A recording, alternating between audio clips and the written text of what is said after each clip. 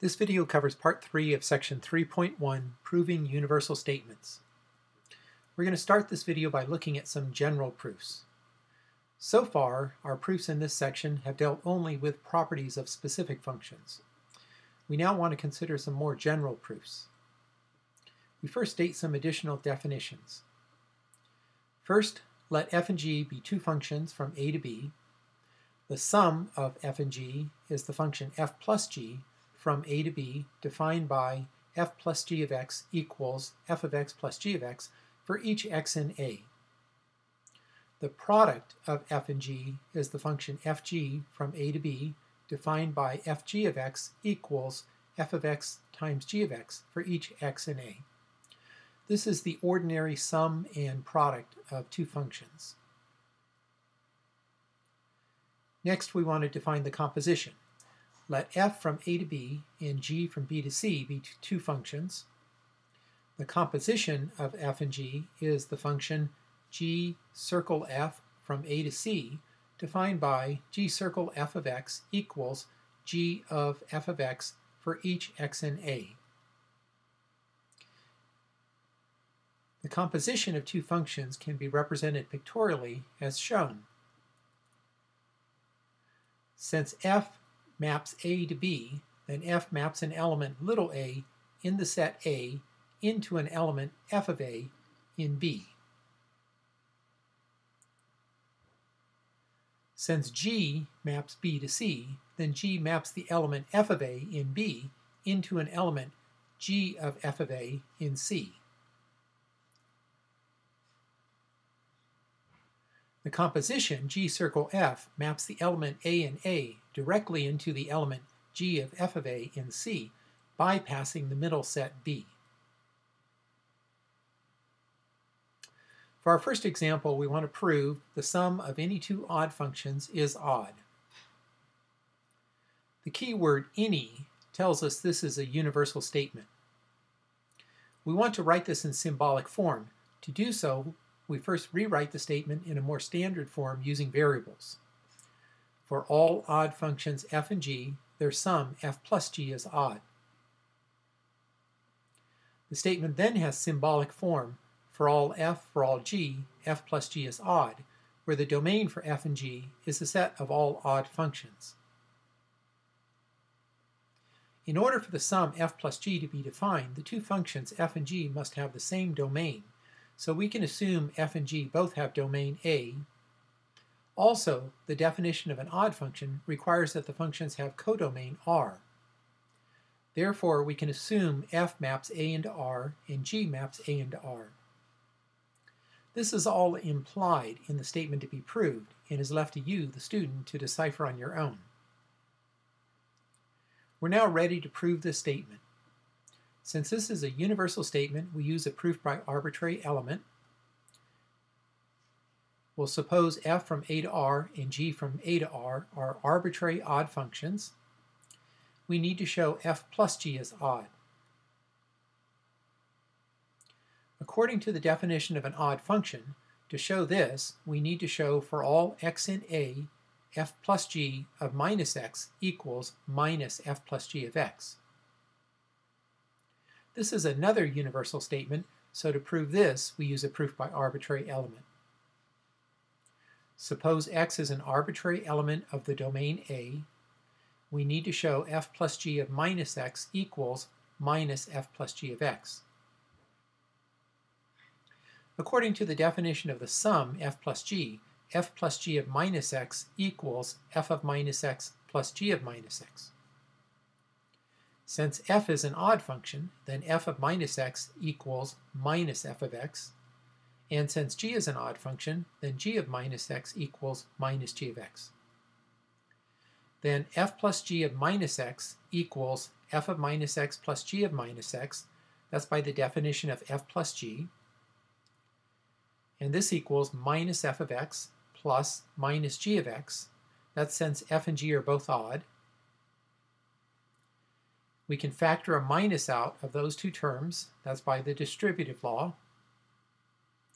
And then inside the brackets, that will be f plus g of x. So we now have minus f plus g of x. That's by the definition of f plus g again. Therefore, f plus g of minus x equals minus f plus g of x. Since x was assumed to be an arbitrary element of A, this proves the universal statement for all x in A, f plus g of minus x equals minus f plus g of x. So f plus g is odd. And since f and g were assumed to be arbitrary odd functions, this proves for all f for all g, f plus g is odd. Thus, the sum of any two odd functions is odd. Now, in order to prove the universal statement in the preceding example, for all f for all g, f plus g is odd, we used a proof by arbitrary element. In the course of this proof, we needed to prove another universal statement for all x in A, f plus g of minus x equals minus f plus g of x, arising from the definition of an odd function. To prove this statement, we used another proof by arbitrary element. This is typical of many proofs in that it contains one proof nested inside another proof. For our next example, we want to prove the composition of any two odd functions is odd. We'll first rewrite this in the form for all odd functions f from a to b and g from b to c, their composition, g circle f from a to c, is odd. In order for the composition to be defined, the domain of G must be the same as the codomain of F. Furthermore, in order for F and G to be odd, we must assume that B and C are both sets of real numbers. The statement then has symbolic form for all F for all G, G circle F is odd, where the domain for F and G is the set of odd functions.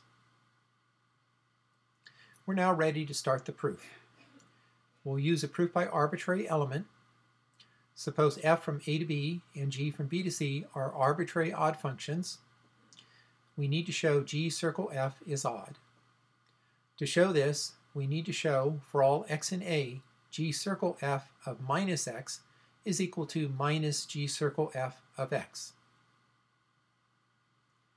This is another universal statement, so we'll use a proof by arbitrary element. Suppose x is an arbitrary element of A. We need to show g composed with f of minus x equals minus g composed with f of x. Applying the definitions of the composition and of an odd function, we obtain g composed with f of minus x is g of f of minus x. That's by the definition of the composition. And this is equal to g of minus f of x. That's because f is odd. And this is now equal to minus g of f of x. That's since g is odd. And finally, this is minus g composed with f of x by the definition of the composition again. So therefore, g composed with f is odd. And since f and g were assumed to be arbitrary odd functions, this proves our result for all f for all g, g composed with f is odd. A proof by arbitrary element can also be used to prove universally quantified statements with more than one variable. For instance, to prove that a universal statement for all x for all y, q of xy, is true, we suppose that x and y represent arbitrary elements in their respective domains, and then prove that our propositional function, q of xy, is true for these elements x and y. We can then conclude that q of xy must be true for all elements in the domains, and hence the universal statement for all x for all y, q of xy, is true. For an example involving more than one variable, we'll start with our definition again. So let D be a set of ordered pairs xy in the Cartesian plane R2. A function f of two variables is a rule that assigns to each ordered pair x, y, and d a unique real number denoted by f of xy. The set D is the domain of f, and we denote the function with the notation f from D to R. Note the domain of the function is a set of ordered pairs of real numbers, but the codomain is the set of real numbers. The following definition is important in the study of differential equations.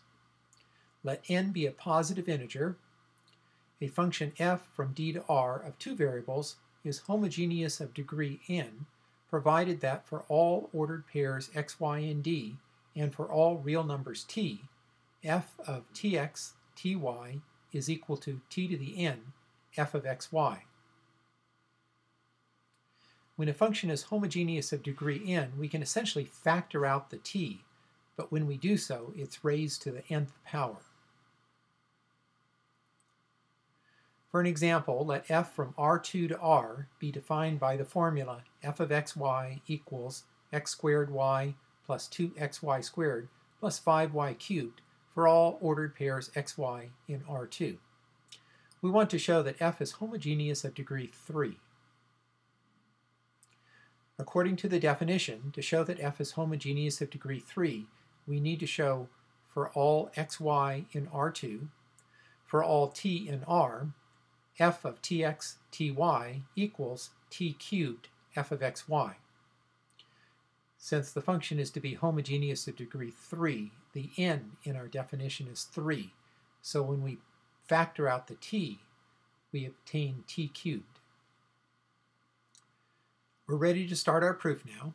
So we'll suppose xy is an arbitrary ordered pair of real numbers in R2, and suppose t is an arbitrary real number. We need to show the propositional function f of tx, ty equals t cubed f of xy. According to the definition of the function, f of tx, ty will be tx quantity squared, ty, plus 2 times tx, ty quantity squared, plus 5 times ty quantity cubed. Now on the right-hand side, we can factor out a t cubed from each of the terms, as you can see. And then we can factor out a t cubed from all three terms. And then we recognize that the expression in brackets is the original function, f of xy. So therefore, f of tx, ty equals t cubed f of xy, which is what we needed to show. And since xy and t were arbitrary, this proves the universal statement. And thus, f is homogeneous of degree 3. We're going to talk just briefly about the beginning of a proof. Before beginning a proof, you should first rewrite the statement to be proved formally with appropriate variables. You can then readily translate the statement to symbolic form.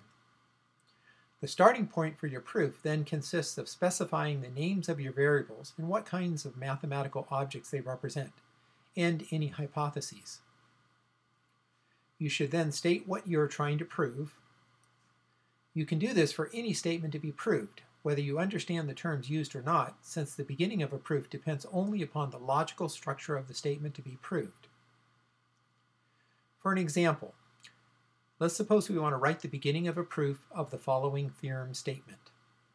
Every cyclic group is abelian. Now, you're not expected to know what a group is, what a cyclic group is, or what abelian means. So first we rewrite the statement in the standard form. For every cyclic group G, G is abelian. Okay? This is a universal statement, and we can assign a variable G to our cyclic groups and rewrite the statement in the form shown. This has symbolic form for all G, G is abelian, where the domain for G will be the set of cyclic groups. The beginning of the proof will then be, suppose G is an arbitrary cyclic group, we need to show G is abelian. At this point in the proof, we need to know the definition of an abelian group to proceed further. The next line would be something to the effect, to show G is abelian, we need to show blank, where the blank line represents the condition for a group to be abelian. The point of this example is that even though we may not know what a group is, or what a cyclic group is, or what abelian means, we can still write down the beginning of the proof. As you'll see, the same basic structure occurs over and over again in proofs. We're going to discuss briefly disproving universal statements. A universal statement for all x, p of x, is false, provided that there exists at least one counterexample x in the domain for which the propositional function p of x is false. So to disprove the universal statement for all xp of x, we need to show that there exists such a counterexample. For instance, suppose we wish to disprove the statement for all real numbers x and y, x plus y quantity squared equals x squared plus y squared. This has symbolic form for all x for all y, x plus y squared equals x squared plus y squared. To disprove this universal statement, we need to find a counterexample. We can choose, for instance, x equals -1 and y equals 5. Then x plus y quantity squared will be -1 plus 5 squared, which is 4 squared, which equals 16. And x squared plus y squared equals -1 squared plus 5 squared, which equals 26. Since 16 is obviously not equal to 26, this shows that the statement for all x for all y, x plus y squared equals x squared plus y squared, is false, which disproves the statement. A common but incorrect approach to disproving this statement is to write, suppose x and y are arbitrary real numbers, then x plus y quantity squared will be x plus y times x plus y, which is equal to x squared plus 2xy plus y squared, which is not equal to x squared plus y squared. While this might appear to be a convincing argument, this approach is both logically and mathematically incorrect. This is logically incorrect because to disprove a universal statement, we need to find a specific counterexample, and in general should not use a proof by arbitrary element. This is mathematically incorrect because the assertion that x plus y squared is not equal to x squared plus y squared is not true for arbitrary elements of the domain as claimed. In particular, in the case that one of x or y equals 0, then we'll obtain equality.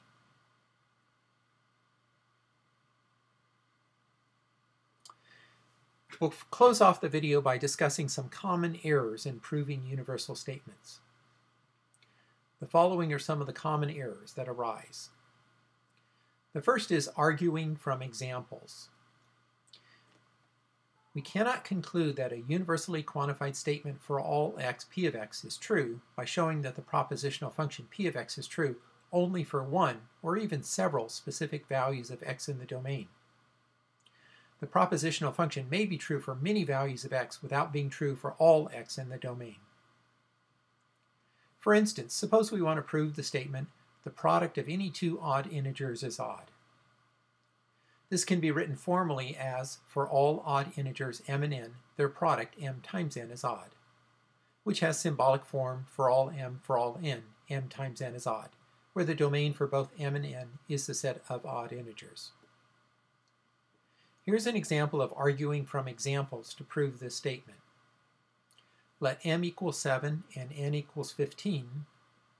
Both m and n are odd, and their product, m times n, equals 7 times 15 equals 105 is odd.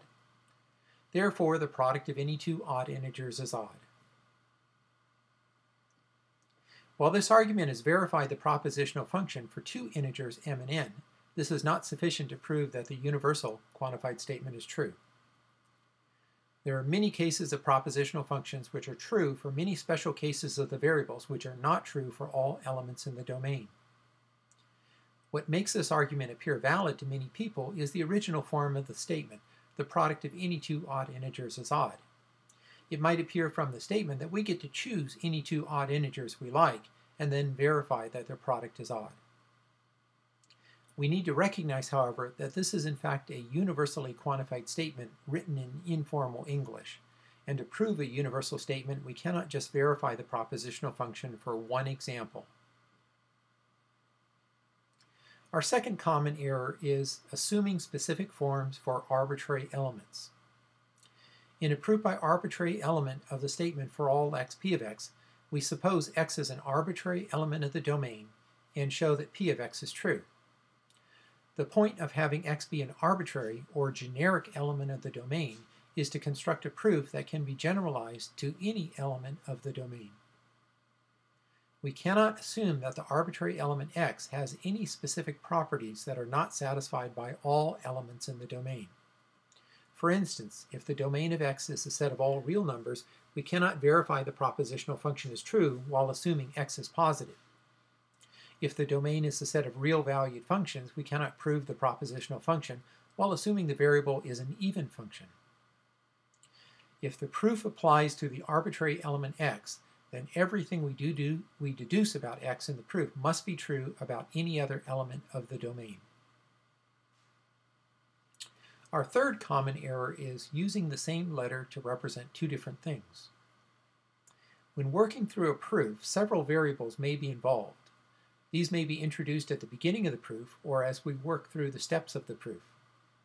We need to be careful not to use the same letter to represent two different variables. For instance, in the proof earlier that the composition of two odd functions is odd, we do not want to use the same letter to represent both of the functions.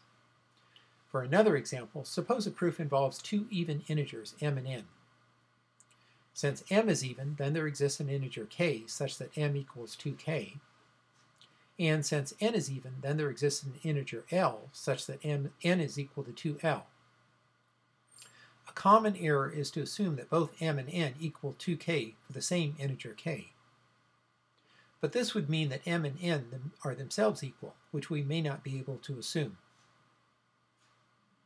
So even though we started off using different letters for m and n, we might end up using the same letter when we write them as 2 times another integer, leading to an error. Our fourth common error is assuming the conclusion.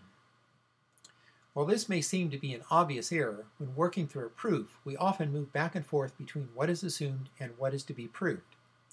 We need to be careful during this process not to accidentally assume what is to be proved. Many times this results from confusing what is being supposed or hypothesized and what needs to be shown. This is one of the reasons why you should always begin your proof by stating the hypotheses and identifying what you are trying to show. Our fifth and final common error is misuse of the word if.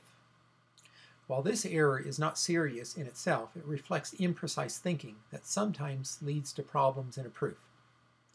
This error involves using the word if when the word since or because is really meant. For instance, consider the statement, suppose m is an even integer. If m is even, then there exists an integer k such that m equals 2k. The use of the word if in the second sentence is not appropriate, since it suggests that we do not know whether or not m is even. But according to the first sentence, we know or are supposing m is even. The correct word to use in the second sentence is since or because.